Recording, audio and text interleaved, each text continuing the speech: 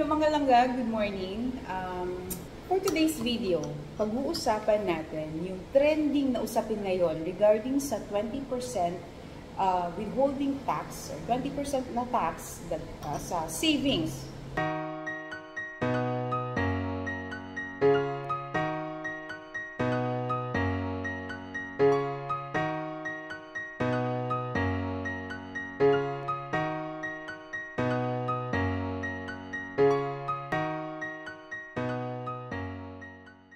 Okay mga langga, napaghahalata talaga yung hindi kayo nagbabangko. Ano?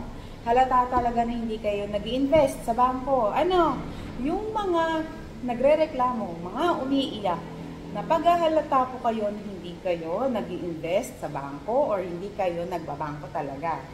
Okay. O sige, pagpalagay natin nagbabangko kayo, pero parang ginagawa nyo lang wallet, yung account ninyo. Meaning, pagpasok, labas agad, hindi nagsistay. Okay?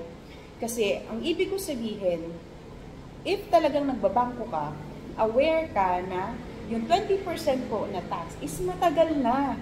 Matagal na pong may tax sa savings. What? No?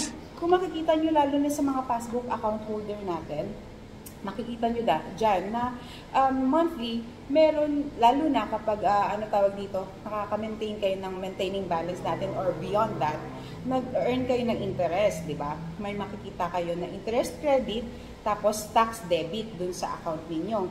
So, huwag kayong malito ha, kasi baka iisipin nyo, pag sinabing credit, utang. Sa bangko po, yung credit, ibig sabihin, pumasok, tapos yung debit is bumawas. Okay?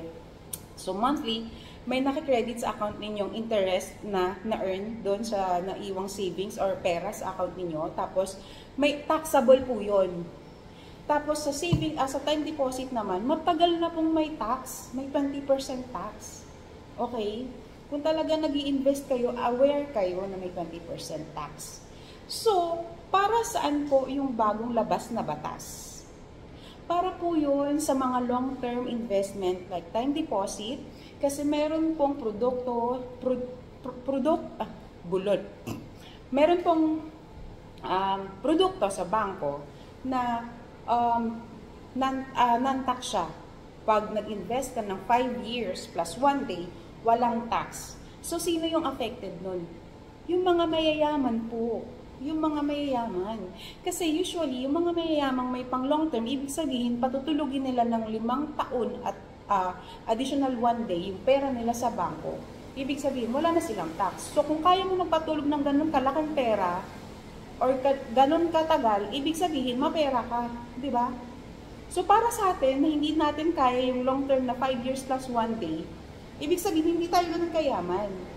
So, yung savings na meron tayo sa bangko, lahat po may mga tax na yun. So, yung batas na nilabas ngayon, is applicable po yun sa mga long-term investment para sa mga mayayaman po. O sige, pagpalagay natin, hindi ka ganun kayaman, pero may pang long-term ka. So, ibig sabihin, pag nag-long-term investment ka, may tax na po. No, huwag kayong magpanik na ultimo savings nyo is may tax ganito ganyan. Matagal na, may tagal na pong may tax.